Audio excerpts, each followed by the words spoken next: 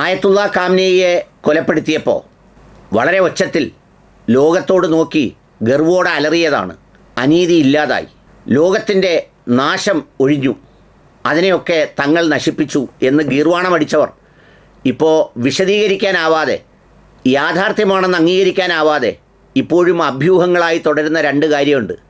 ഒന്ന്, നെതന്യാഹുവിൻ്റെ കൂടപ്പുറപ്പിലൊരാൾ പടമായി എന്ന് കേൾക്കുന്നു. പിന്നെ വല്ലാതെ ഒച്ച വെച്ചുകൊണ്ടിരുന്ന ബെൻഗീർ എന്ന കീറുകാരനും പടമായോ എന്ന അഭ്യൂഹമാണ് ഇപ്പോൾ പാശ്ചാത്യ ലോകത്ത് പ്രചരിച്ചുകൊണ്ടിരിക്കുന്നത്. അതെ, ഇരുവരും ജീവനോടെ ഇല്ല എന്ന വാർത്ത പല മാധ്യമങ്ങളും വളരെ ശക്തമായി ഉന്നയിക്കുകയാണ്. യാഥാർത്ഥ്യം ഇതുവരെ അംഗീകരിച്ചിട്ടില്ലെങ്കിലും അതിന് സമാനമായ വാർത്തകളാണ് യുദ്ധമേഖലയിൽ നിന്ന് റിപ്പോർട്ട് ചെയ്യപ്പെടുന്നത്.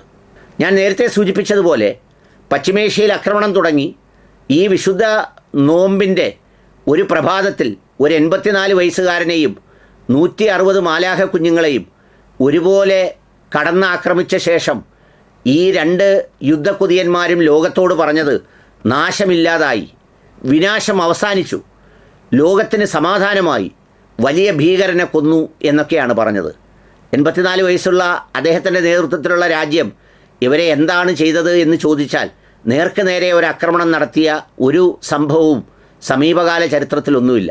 പക്ഷേ അവർക്കിഷ്ടപ്പെട്ടില്ലെങ്കിൽ അവർ കൊല്ലും, അവർക്കിഷ്ടപ്പെടാത്ത രാജ്യങ്ങളെ അവരാക്രമിക്കും, എന്നിട്ടവർ നീതി നടപ്പിലാക്കി എന്ന് ആക്രോശിക്കും. എല്ലാവരും നടുവിരൽ വായിലിട്ട് അത് നുണഞ്ഞുകൊണ്ട് അംഗീകരിക്കണം. പക്ഷേ പേർഷ്യൻ രക്തത്തിൽ ജ്വലിച്ചു നിന്ന പ്രതികാരത്തിൻ്റെ പോരാട്ടം അത് അംഗീകരിക്കാൻ അവർക്ക് മനസ്സ് വന്നില്ല. അവർ തിരിച്ചടിച്ചപ്പോൾ രണ്ട് പേരുകൾ പടമായി എന്ന് ചർച്ച ചെയ്യുന്നുണ്ട്. ഒന്ന്, മാർച്ച് 9 നെതന്യാഹുവിൻ്റെ വീട് തങ്ങൾ ആക്രമിച്ചു എന്ന് ഇറാൻ പറഞ്ഞു. പക്ഷേ ലോകം അത് അംഗീകരിക്കാൻ തയ്യാറായില്ല. തയ്യാറാകാത്തതിൻ്റെ കാരണം എന്താണെന്ന് ചോദിച്ചാൽ, ഇസ്രയേലിനെ പോലെ എല്ലാ സംവിധാനവും കൂടെ അമേരിക്കൻ മാമനും നിൽക്കുമ്പോൾ ഇറാൻ ആക്രമിച്ചു എന്ന് പറഞ്ഞ് എങ്ങനെ വാർത്ത കൊടുക്കും? അതെങ്ങനെ വിശ്വസിക്കും? അതായിരുന്നു ലോകത്തിന് മുമ്പിലുള്ള സംഗതി. പക്ഷേ ഒടുവിലിപ്പോൾ ശക്തമായ അഭ്യൂഹമെന്നോണം യാഥാർത്ഥ്യത്തോട് ചേർന്ന് നിൽക്കുന്ന വാർത്തയായി ലോകം മുഴുവൻ ചർച്ച ചെയ്തുകൊണ്ടിരിക്കുന്നത് അദ്ദേഹത്തിൻ്റെ കൂടപ്പിറപ്പായ ഇദ്ദോ എന്ന് പറയുന്ന ഒരാൾ പടമായി എന്നാണ് പറയുന്നത്.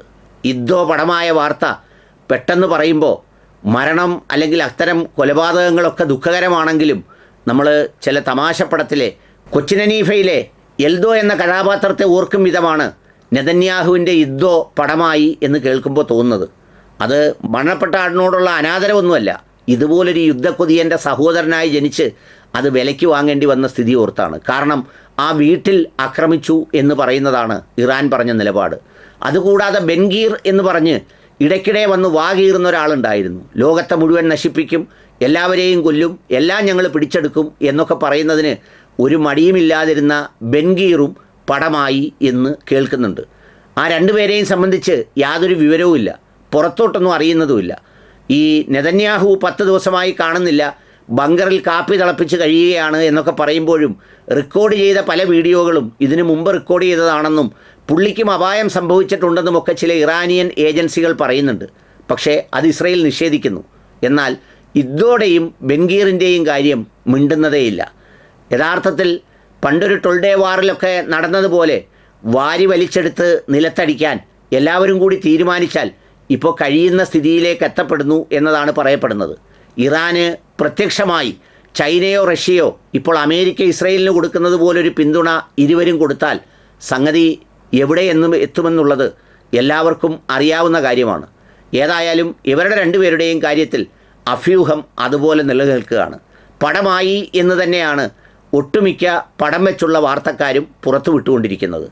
സംഗതി ആക്രമിക്കാനിറങ്ങി എല്ലാവരെയും നശിപ്പിക്കുമ്പോൾ സ്വന്തം കൂടപ്പിറപ്പും അതിനുവേണ്ടി അലറിയ ആളും പടമാവുക എന്നൊക്കെ പറയുന്നത് ഇസ്രയേലിന് ചിന്തിക്കാൻ പോലും കഴിയുന്ന കാര്യമല്ല. ആയിട്ടുണ്ടെങ്കിൽ അത് അവർ ഉറപ്പിച്ച് പറയുന്നില്ലെന്ന് മാത്രം. കാരണം എല്ലാം സെൻസേർഡാണ് ഇസ്രയേലിൽ. എന്നാൽ പുറത്തു വരുന്ന അതിനുള്ളിൽ നിന്ന് ലഭിക്കുന്ന ചിത്രങ്ങളൊക്കെ വെച്ചാണ് നമ്മുടെ മറുനാടൻ ഷാജനും അതുപോലെ തന്നെ അവിടുന്ന് വന്ന ചില മാധ്യമപ്രവർത്തകരുമൊക്കെ ആ ടെല്ലവീവൊക്കെ ഒരു ശവപ്പറമ്പ് പോലെയായി എന്ന വാർത്ത പുറത്തു വിട്ടുകൊണ്ടിരിക്കുന്നത്.